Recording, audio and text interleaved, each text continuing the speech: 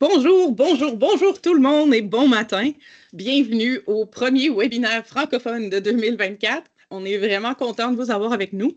Le webinaire d'aujourd'hui va être un webinaire vraiment sur les accords de niveau de service.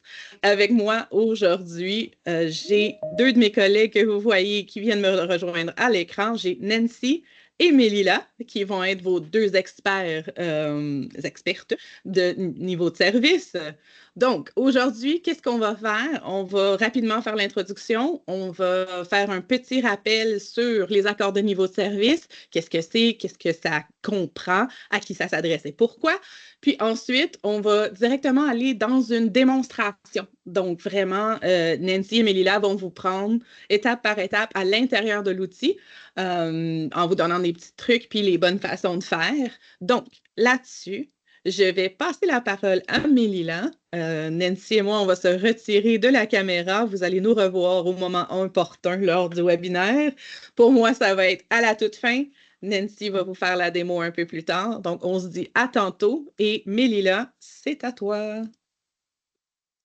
Bonjour tout le Parfait. monde. Donc, merci, merci Maud. Bienvenue à ce webinaire d'aujourd'hui. Donc, vous allez voir avec moi la partie théorique des SLA ou les ententes de niveau de service.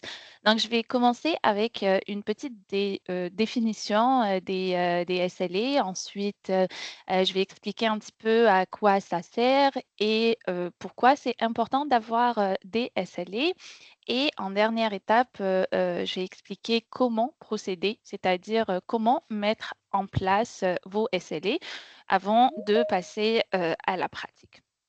Donc, cette première slide nous parle un peu des SLA, donc la définition des SLA, les accords de niveau de service. Donc, ce qu'il faut savoir, c'est que c'est une entente entre le fournisseur du service, qui est le centre de service avec toutes ses ressources, et le client demandeur, des employés internes, externes, qui vont pouvoir aller au portail pour présenter des demandes et attendre le support du côté du fournisseur de service. Donc, on met en place cette entente-là entre les deux parties afin de garder une bonne communication entre déjà les deux parties, le client demandeur et les ressources du centre de service. Et bien évidemment, les SLA vont nous assurer une bonne gestion de billets en fonction de priorité. Donc, un billet qui est créé hier et un billet qui est créé aujourd'hui, on ne va pas prendre ça par date de création, mais c'est par ordre de priorité. Ça se peut que celui qui a été créé aujourd'hui est plus urgent que celui d'hier. Donc ça, c'est concernant un petit peu la définition du SLA et ça sert à quoi exactement. Donc, pourquoi c'est important d'avoir les SLA? En fait, ça permet de clarifier les attentes du côté du client et de savoir à quoi s'attendre. Par exemple, une demande qui a été créée dans le portail client par un client demandeur. Pour lui, c'est pas une demande d'installation d'une imprimante, il va s'attendre peut-être à un service instantané, alors que de l'autre côté, dans le centre de service, non, ça prend 24 heures pour traiter cette demande-là. Donc, en fait, les SLA vont venir un peu pour faciliter la communication et ramener une transparence entre le fournisseur du service et notre client. Et ensuite, donc ça garantit en fonction de la demande, le client va pouvoir suivre toutes ces demandes et c'est quoi la priorité, quand est-ce que ça va être, quand est-ce que ça va être pris en charge, quand est-ce que ça va être résolu afin qu'il puisse s'arranger de son côté. Ensuite, nous avons les SLO. Donc, il faut faire la différence entre les SLO qui sont les objectifs, donc c'est des cibles en fait spécifiques qui vont venir nous fixer les objectifs que les SLA doivent atteindre. Par exemple, si on dit les SLO, donc notre objectif va nous permettre une disponibilité de services de 99,99%. Donc, pour une semaine de 40 heures, notre SLO peut arriver à un objectif de 90% des incidents qu'on doit couvrir dans la semaine de travail et qui doivent être traités et, par exemple, prendre en charge les demandes urgentes à l'intérieur d'un 4 heures ou à l'intérieur d'une heure. Donc, en fait, les SLO vont venir définir les objectifs à atteindre par les SLA. Donc, c'est vraiment, ces SLO sont une base de nos SLA et il faudrait vraiment suivre nos SLO pour voir si les objectifs sont atteints finalement ou on doit revoir nos SLA pour que ça fasse du sens au niveau de nos objectifs qu'on veut atteindre. Donc, si le SLA, si nous arrivons à atteindre notre objectif, donc notre SLA, SLO sont respectés. Et bien sûr, les avantages pour les clients, ça va permettre une meilleure satisfaction client. Vous allez avoir des réponses au sondage, donc des réponses très positives par rapport au traitement du billet, par rapport au délai du traitement du billet. Et tout ça, c'est grâce au SLA. Donc, si vous avez des SLA en place, ça va permettre un niveau de satisfaction beaucoup plus élevé que si vous n'aviez pas les SLA. Donc là, après qu'on a vu c'est quoi les SLA, les SLO et c'est quoi l'importance, on va parler un peu de comment ça se présente dans C2 et comment on va mettre ça en place dans C2. Donc, déjà, avant d'arriver à la plateforme C2, il faudrait avoir préparé votre entente à l'extérieur de C2. Donc, bien évidemment, bien réfléchir à vos SLA, à vos SLO, c'est que ça va être quoi vos objectifs. Et cela, en fait, va dépendre de plusieurs facteurs. Par exemple, un SLA d'un client à un autre d'une entreprise à un autre peut être différent. C'est tout à fait normal parce que ça fait, c'est en lien avec déjà la disponibilité des ressources que vous avez au centre de service. Par exemple, une entreprise qui a 2 personnes au centre de service vont avoir des SLA différentes qu'une entreprise qui ont 15 personnes au centre de service qui peuvent traiter plusieurs demandes. Donc, le temps va être beaucoup plus petit que un autre centre de service avec moins de ressources. Donc, il faut prendre ce facteur très important en compte quand vous allez définir vos SLA. Que vous allez voir si les ressources sont capables d'atteindre vos SLO, les objectifs, et si les ressources sont, si le temps travaillé des ressources peut répondre aux besoins des clients demandeurs, donc des employés, où le nombre aussi peut être différent. Donc vraiment, c'est en fonction aussi de la culture de l'entreprise, c'est-à-dire comment vous avez l'habitude de travailler. Donc, vous n'allez pas vraiment sortir de votre structure et de votre culture d'entreprise pour arriver avec des SLA qui ne vont pas finalement satisfaire les clients. Donc, n'hésitez pas aussi de partager. De partager cette structure à vos employés. En connaissant vos employés, vous allez voir ce qui va les satisfaire parce qu'à la fin, il faudrait arriver avec une satisfaction d'un employé et avoir une bonne gestion du côté du traitement des billets. Donc, une fois que vos SLA sont prêts, vous allez pouvoir les ramener dans ces deux. Donc, on a certaines étapes à passer pour avoir une bonne configuration de SLA dans ces deux. Donc, vous allez avoir une matrice de priorité que vous allez mettre en place. On va voir ça plus en détail dans les prochaines dans la présentation avec ma collègue. Donc, c'est une matrice qui va vous permettre de définir par type de billet à quoi va ressembler le délai de prise en charge et le délai de traitement. Donc, nos SLA vont se baser sur ces deux délais-là.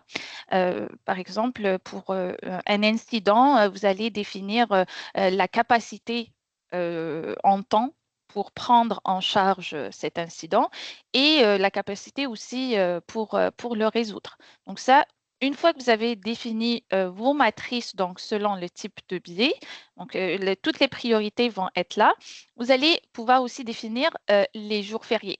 Pourquoi? Parce que c'est très important, ça rentre dans le calcul de délai de traitement. Donc, si par exemple, vous définissez que le 25 le 25 décembre, c'est la journée de Noël, c'est un jour férié. Donc, le centre de service ne travaille pas. Finalement, les demandes qui sont en traitement, on va déduire cette journée-là qui n'est pas censée être prise en compte dans le calcul des délais de traitement et de résolution de nos demandes. Donc, c'est important de mettre les jours fériés, tous les jours fériés, une fois par année, dans ces deux. Ensuite, vous allez définir les heures de travail qui peuvent être différentes d'une entreprise à une autre. Vous allez pouvoir aussi mettre une gestion, gérer vos SLA avec des couleurs. Vous pouvez voir ça comme des petites alertes ou des indicateurs pour suivre les demandes qui approchent du délai pour expirer ou les demandes qui ont expiré. Donc, ça aussi, c'est une étape importante. Et ensuite, vous allez pouvoir, si jamais vous voulez, vous avez plusieurs services, donc vous allez pouvoir définir les heures de travail par service. Un service de ressources humaines et un service de technologie d'information ont des horaires différentes. Donc, vous allez pouvoir préciser ça et ça rentre aussi dans le calcul des délais de prise en charge et des délais de résolution de demande. Donc, c'est une possibilité.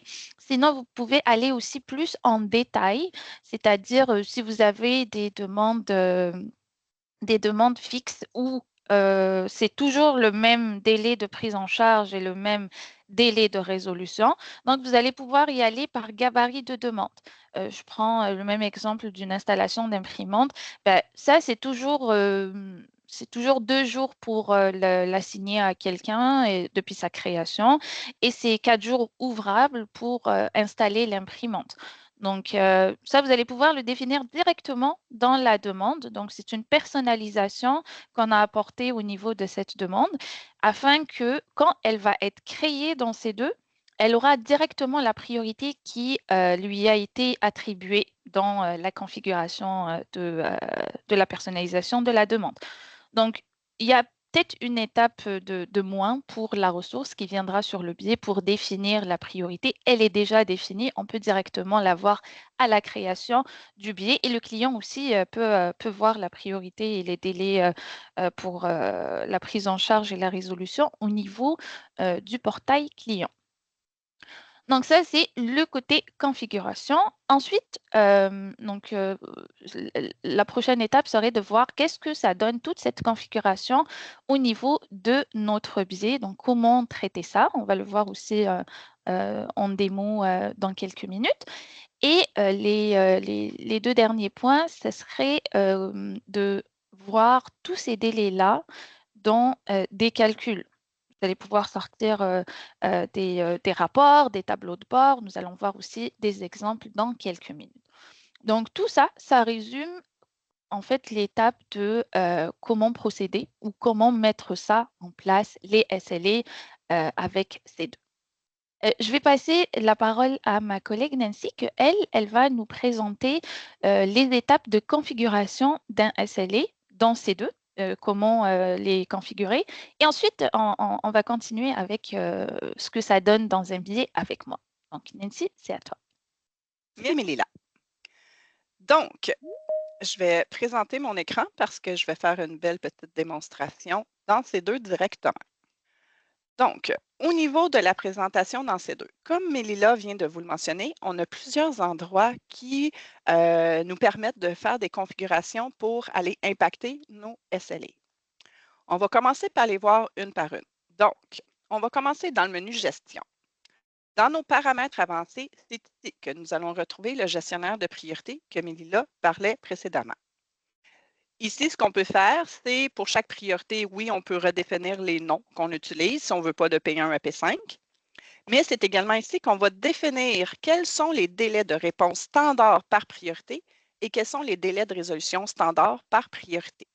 Donc ça, c'est la matrice générique qui va être utilisée à la base de chaque demande, de chaque billet, mais gardez en tête, on va le voir plus tard, on peut redéfinir ces heures-là par demande également. Ensuite, comme Mélila l'a mentionné, nous allons retrouver toutes les matrices de priorité par type de billet. Donc, la matrice peut être différente de incident à demande de service parce que pour un impact de 1 à 5 usagers qui ne fonctionne pas, l'incident pourrait être plus prioritaire que la demande de service, par exemple. Pour votre information, les listes d'impact et d'urgence, vous pouvez aller dans ce qu'on appelle les éléments de liste pour pouvoir aller ajouter assez facilement dans la liste d'impact des éléments ainsi que dans la liste d'urgence. STU, urgence. De plus, si on descend dans le bas de l'écran, on a ce qu'on appelle les modificateurs de priorité ou également, l'autre nom qu'on va leur donner, c'est les rôles clients. Ce qui est intéressant avec ces rôles clients-là, c'est que c'est un rôle qu'on va appliquer directement dans la fiche client et qui est automatiquement sélectionné dans le billet quand on crée un billet. Donc, si moi, je suis une cliente et j'ai le rôle gestionnaire, dès que je vais créer un billet, mon rôle va être sélectionné. Et ici, on voit 3, donc j'ai un modificateur de priorité de 3. Ce qui veut dire, c'est que si je choisis un impact et une urgence qui donne, par exemple, une P5, bien, le modificateur de 3 va augmenter de 3. Donc, 1, 2, 3, ça va donner une P2. Donc, ça permet, ça ici, de modifier la priorité d'un billet en fonction du rôle du client. Et encore une fois, ces modificateurs de priorité-là, c'est au niveau des rôles clients que vous allez retrouver, encore une fois, dans les éléments de liste que vous pouvez aller ajouter ici. Ensuite, autre configuration qu'on a pour les SLA, c'est les journées fériées. Donc, comme Mélila le mentionnait, si vous voulez gérer vos SLA et mentionner que vous ne travaillez pas une journée fériée, vous allez l'ajouter. Donc, ici, par exemple, 2024, 12-25, c'est Noël. On peut mettre la même chose en anglais, 12-25 pour Christmas. Donc, je l'avais déjà ici. Ensuite, on sélectionne simplement la journée qui est fériée. Comme vous pouvez le constater, on n'a pas de récurrence au niveau des journées fériées parce que réalistement, le 25 décembre, même si c'est la journée de Noël, si ça tombe une fin de semaine, le férié va être le vendredi ou le lundi, donc ça ne sera pas nécessairement le 25 décembre. Donc, vous pouvez créer toutes les entrées que vous voulez dans les journées fériées pour gérer les SLA à ces moments-là.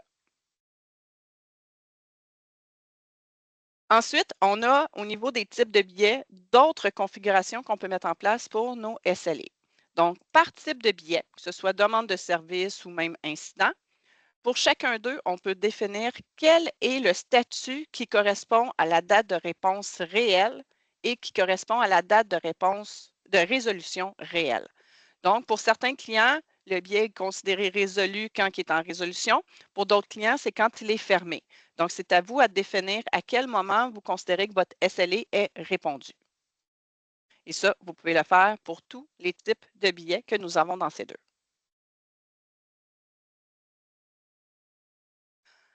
Ensuite, au niveau des autres paramètres, on a également ici des sections pour la gestion des niveaux de service. Premièrement, au niveau des heures de travail. Donc, vous travaillez du lundi au vendredi de 8 h à 17 h. Donc, ça, c'est votre horaire standard de travail sur lesquels les SLA seront calculés.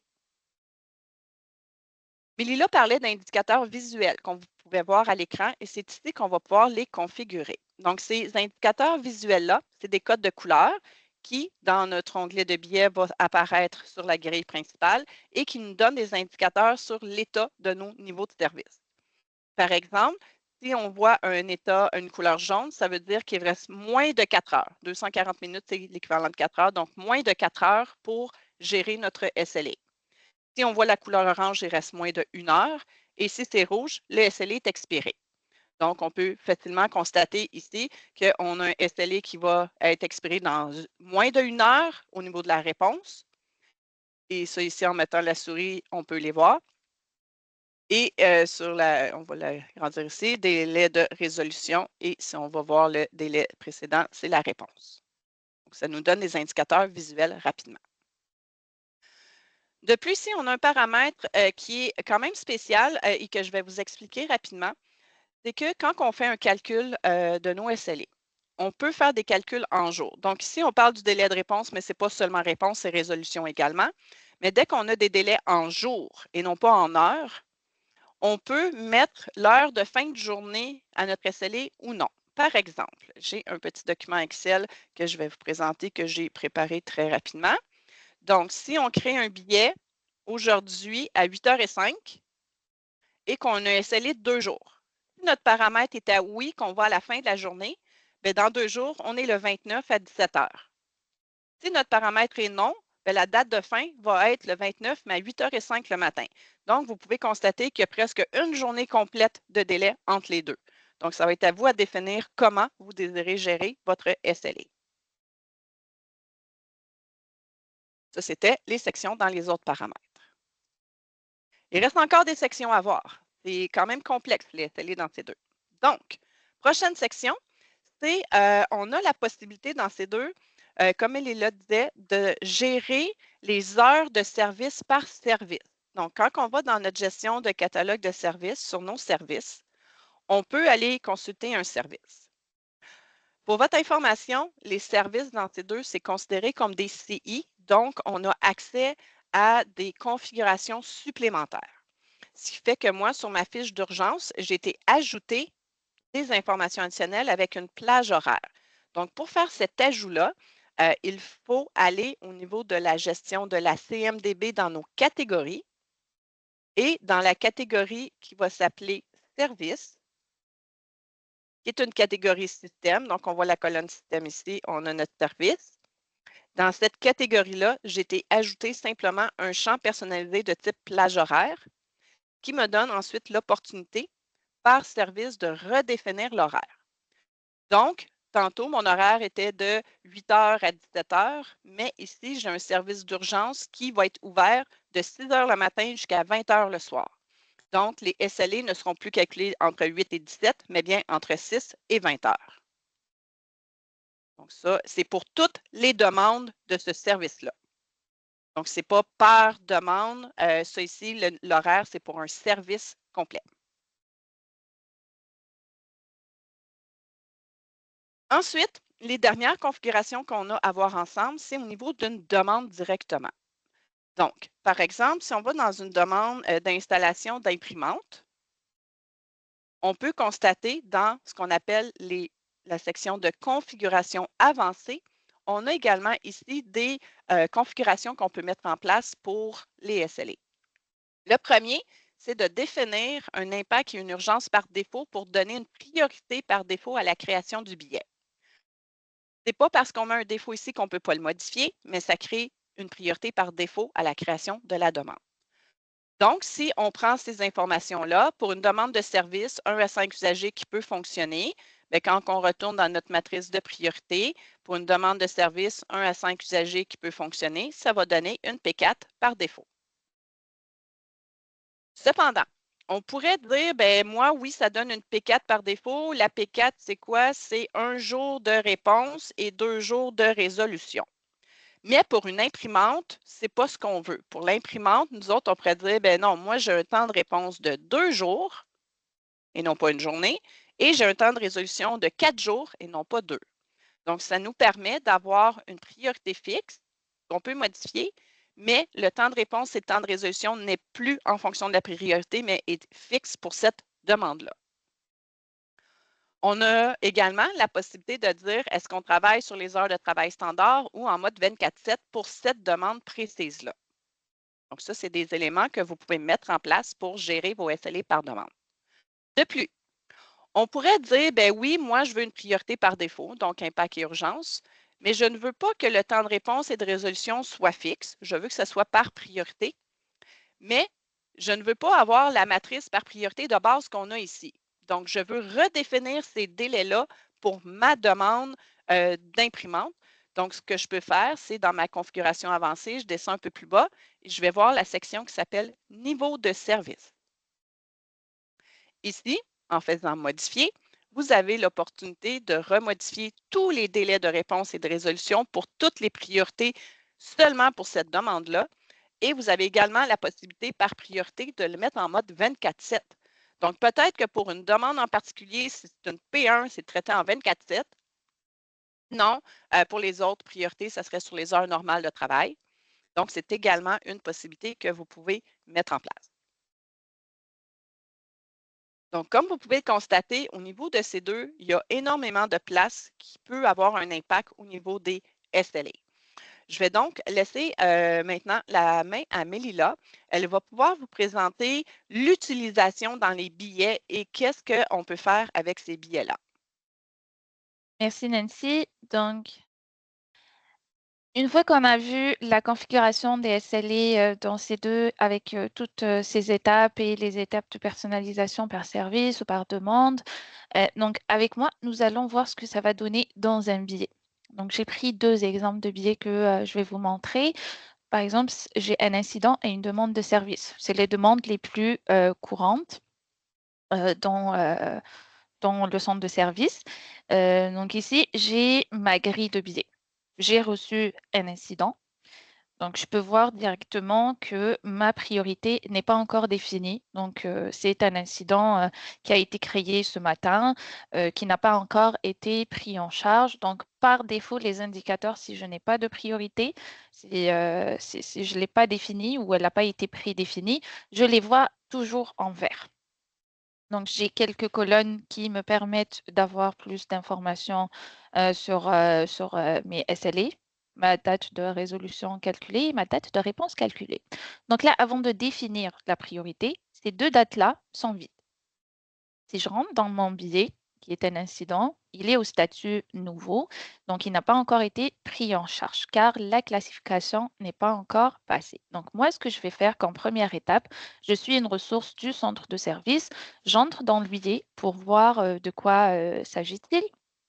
Donc, je vois que c'est quelqu'un qui a un problème avec son téléphone et qui n'arrive pas à effectuer des appels. Donc, je pourrais aller mettre en place mon SLA, c'est-à-dire définir l'impact en fonction de la description, en fonction de mon biais et de ce qu'il contient comme information. Donc, j'ai 1 à 5 usagers. Ça, c'est les éléments que je pourrais avoir pour mettre en place mon SLA. Mon urgence, est-ce que ça fonctionne, ça ne fonctionne pas? Pour le cas de ce billet, eh bien, ça ne fonctionne pas. Donc, le rôle du client, je pourrais le mettre, il pourrait venir directement avec le client demandeur. Donc, le rôle de client peut être prédéfini aussi à la création du billet ou je pourrais l'ajouter si je sais que ce client demandeur a un rôle gestionnaire, je pourrais lui ajouter.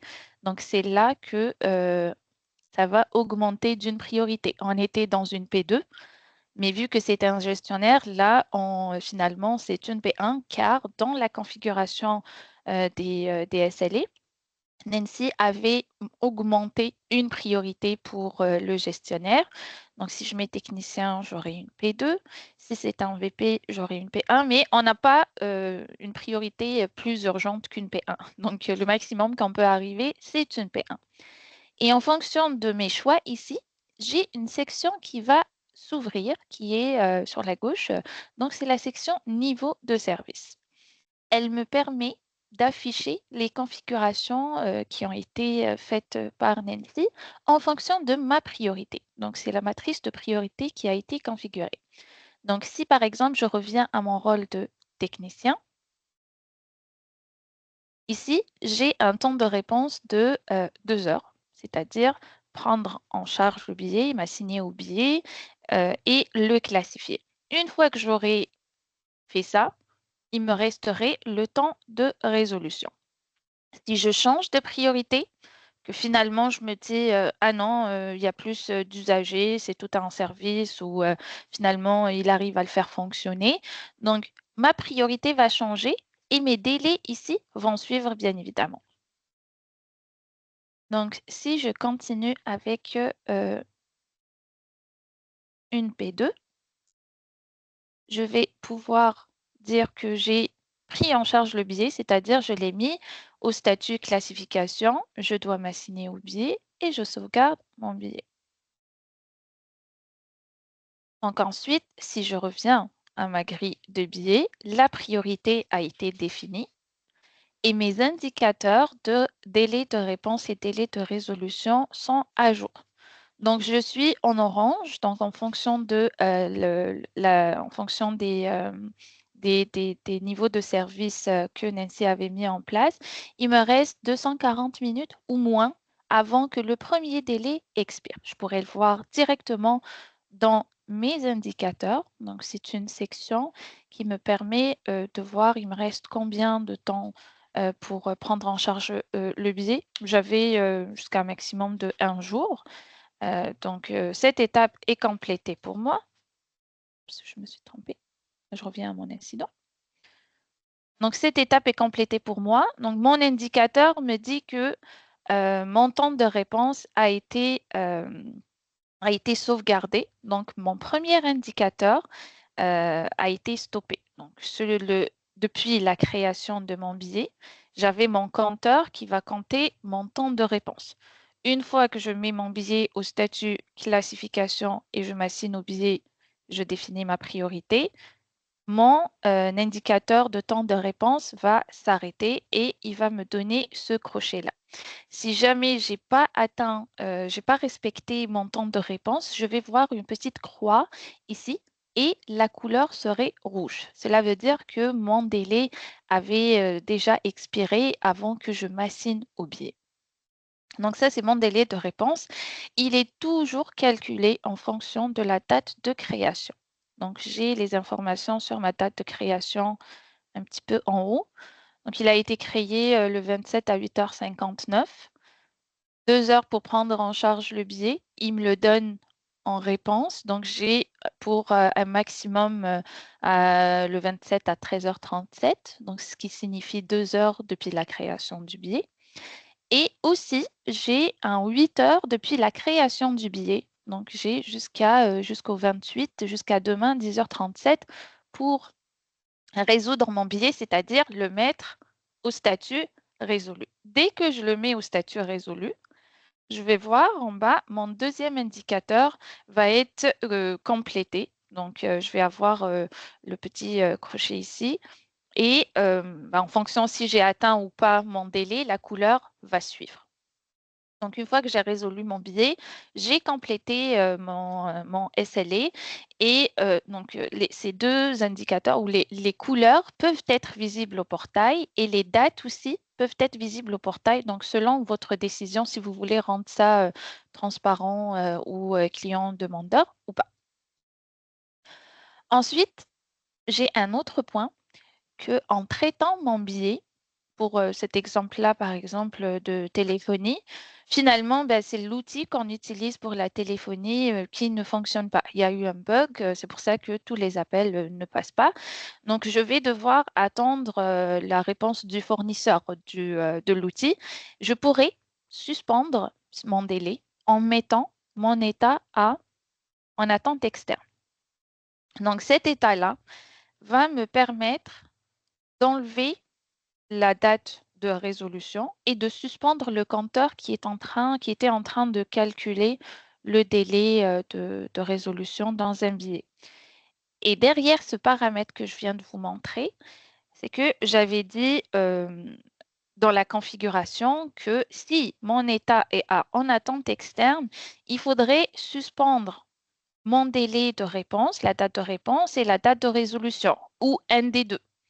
Donc, pour mon cas, ma date de résolution a disparu. Ma date de réponse est restée parce qu'elle est déjà atteinte. J'ai classifié mon billet.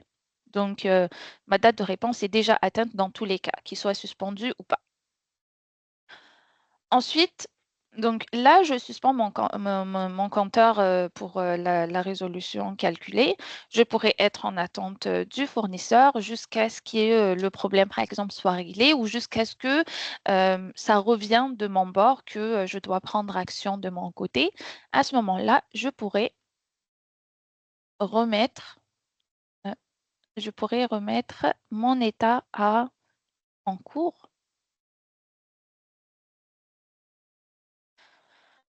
Une fois que je mets mon état en cours, il va recalculer ma date de résolution calculée, c'est-à-dire elle va être modifiée en fonction du temps de suspension. Si je l'ai suspendu de 4 minutes, donc pendant ces 4 minutes-là, le compteur ne va pas calculer le délai.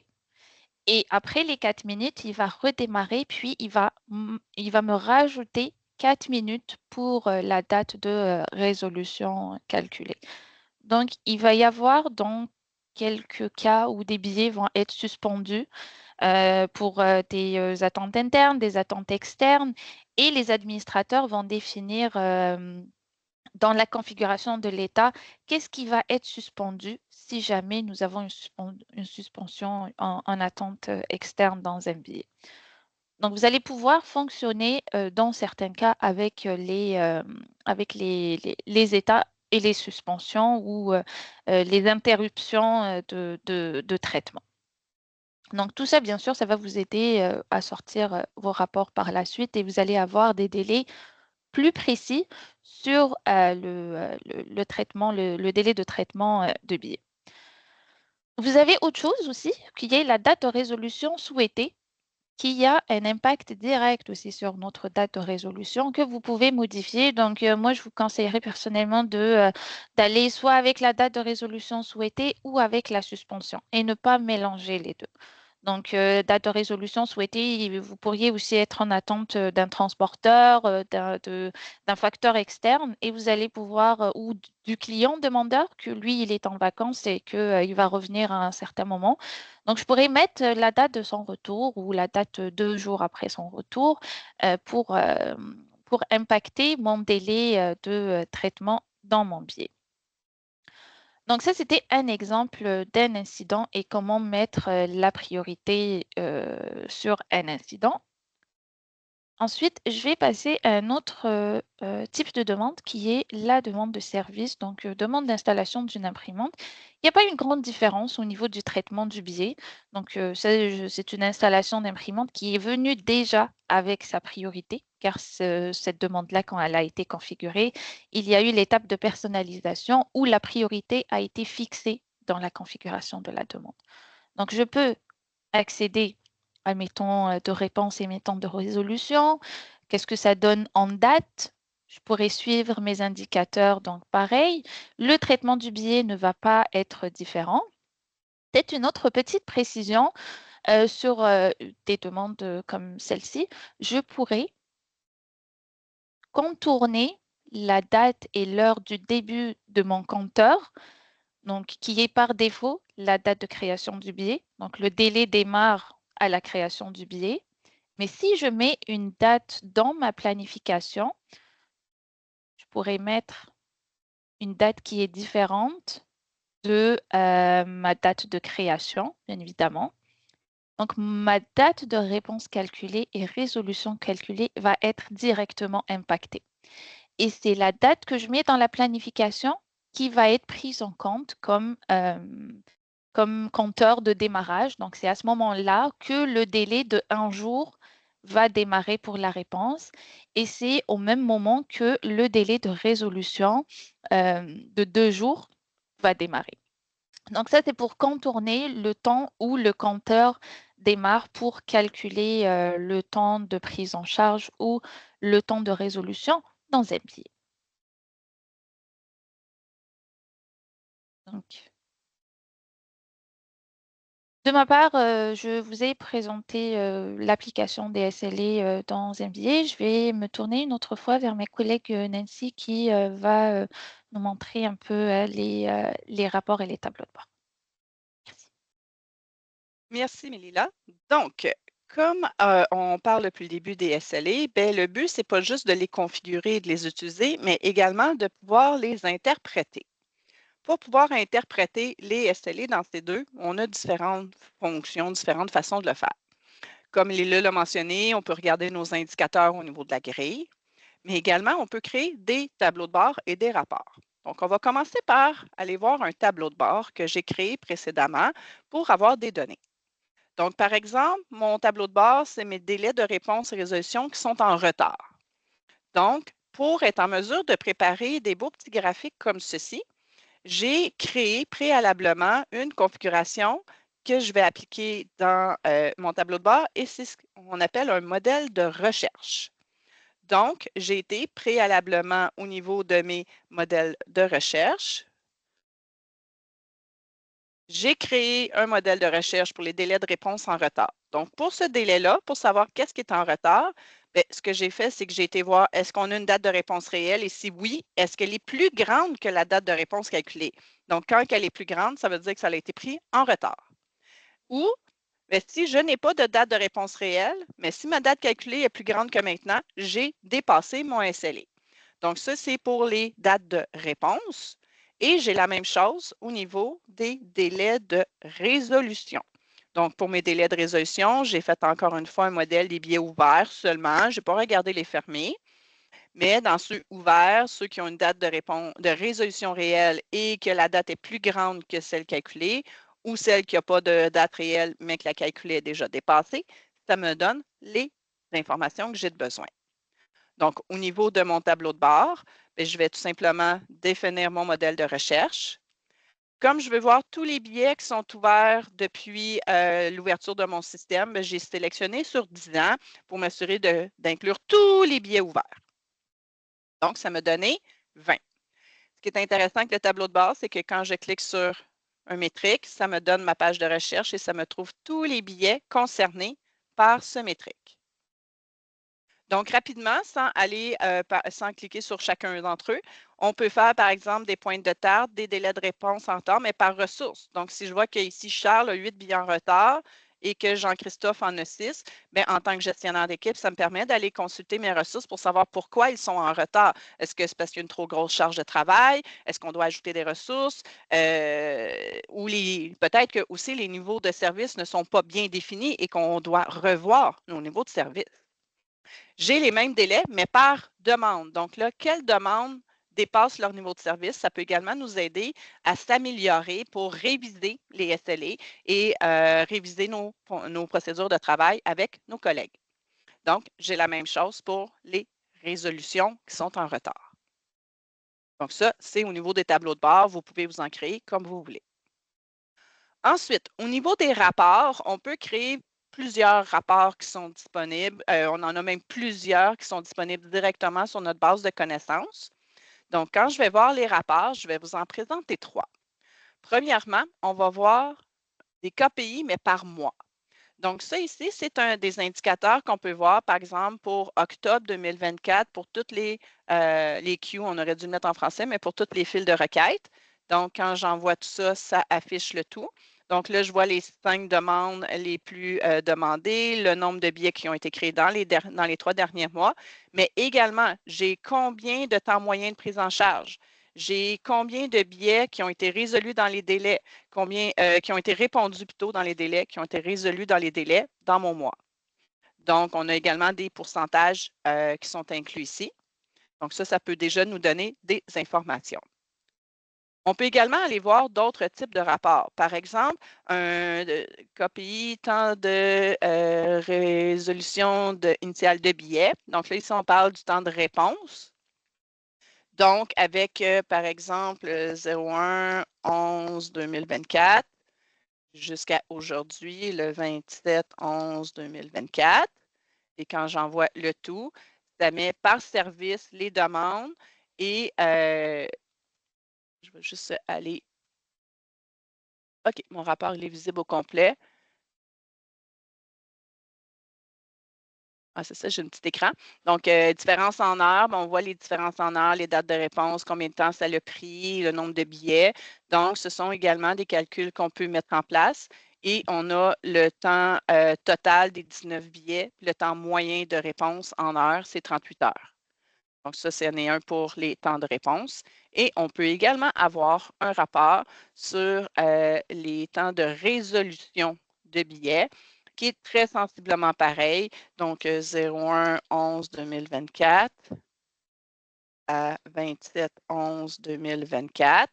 On envoie le tout et on a les délais de résolution. Donc, tantôt, ici, c'était des délais de réponse. Et là, ici, on a les délais de résolution. Donc, en fonction de vos besoins, en fonction de vos entreprises, vos processus, vous allez pouvoir créer vous-même vos rapports. Donc, la première question, si je ne me trompe pas, tu lui as répondu un petit peu au cours du webinaire, mais est-ce que les impacts peuvent être différents selon le type de demande? Donc, un projet pourrait avoir des impacts super différents d'un incident qui pourrait avoir différent d'une demande de changement. Donc, petite réponse concise pour revenir sur ce point-là, s'il vous plaît. Je vous laisse répondre. Oui, je pourrais peut-être le prendre en charge. Donc, oui, effectivement, vous pouvez avoir des impacts et urgences selon le type de demande. Donc, ce que, en fait, vous pouvez faire, c'est que vous allez ajouter les impacts et les urgences que vous voulez. C'est une liste, comme Nancy nous l'a montré. Et ensuite, vous allez vous servir des filtres de liste. Donc, vous allez filtrer dans gestion filtre de liste, vous allez pouvoir faire un filtre en fonction de type de demande et l'impact, et en fonction du type de demande et l'urgence. Et une fois que vous avez appliqué les bons choix par type de demande, donc c'est quoi les éléments que vous voudrez afficher dans un billet par type de demande, une fois enregistré, donc si vous êtes dans un billet, une demande de service, et que vous cliquez sur l'impact, vous verrez uniquement les 2 ou les 3 éléments que vous avez définis dans vos filtres de liste. C'est pareil pour les urgences. Et donc, ça va devenir en fonction de votre type de billet que les impacts et les urgences vont s'afficher. Donc, c'est possible. Super. Donc, j'espère que ça répond à la question de la personne, un peu le comment le faire. Sinon, bien sûr, il y a toujours nos équipes d'analyse qui sont là pour aider et supporter et diriger un petit peu. Par la même occasion, j'en profite aussi, Nancy a parlé un petit peu des rapports Power BI. Si vous n'avez pas d'experts à l'interne pour aider à mettre ça en place, sachez que notre équipe est formée et peut venir vous offrir du soutien dans la production de ces rapports de Power BI-là.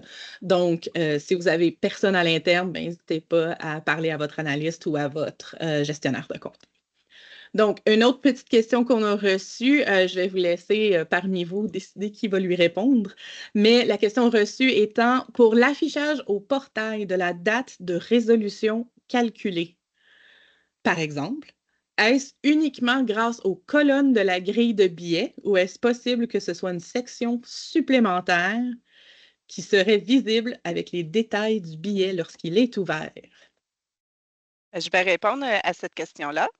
Donc, c'est vraiment par les colonnes de la grille.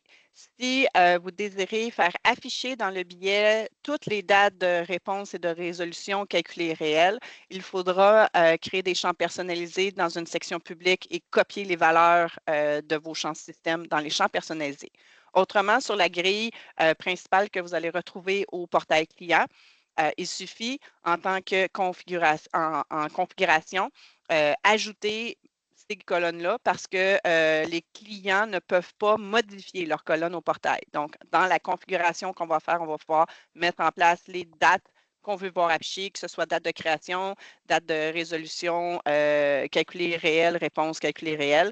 Ça va être à vous de définir ce que vous voulez voir au portail, ainsi que les indicateurs de couleur.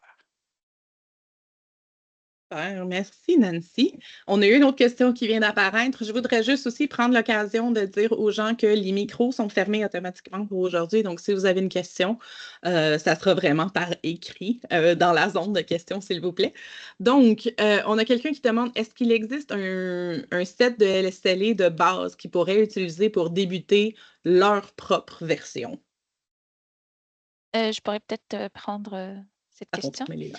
Donc, merci, oui. Alors, s'il existe, oui, il existe.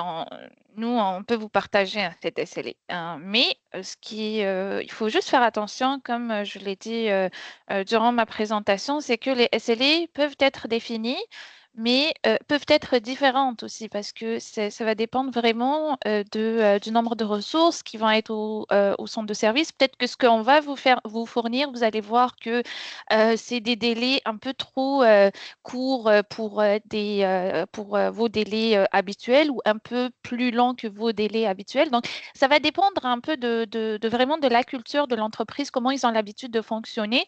Ils vont être plus, peut-être, ils vont être plus lents au début, puis ils vont pouvoir améliorer grâce à l'amélioration des SLA. Vous allez pouvoir revoir ça, mais nous, on peut vous partager un exemple. Et après, en l'appliquant, vous allez voir est-ce que ça répond finalement à vos besoins internes, est-ce que ça va satisfaire vos demandeurs de services et ça va satisfaire aussi les ressources qui vont offrir ce service-là à l'intérieur des délais qu'on va vous donner.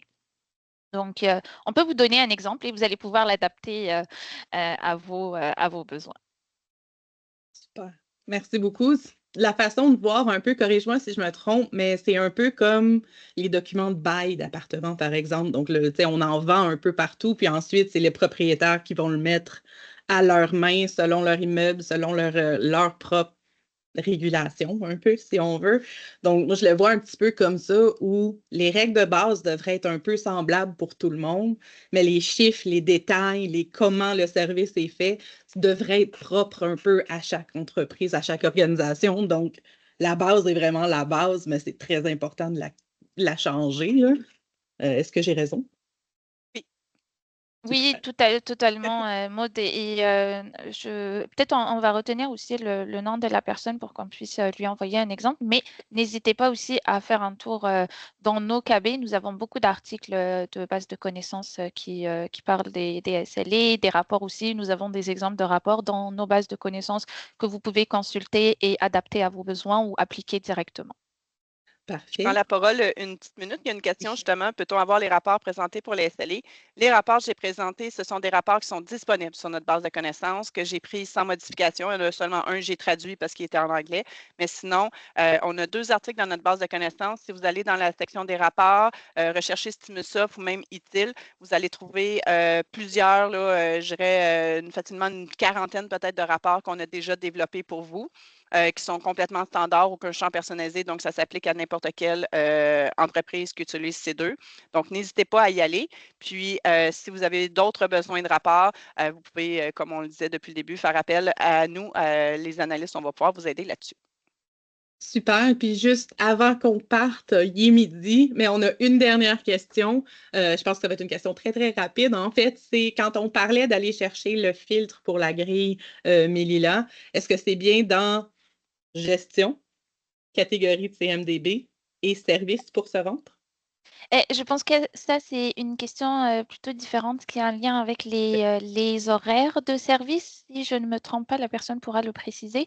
Mais dans gestion, catégorie CMDB, service, oui, il faudrait ajouter une section de type plage horaire.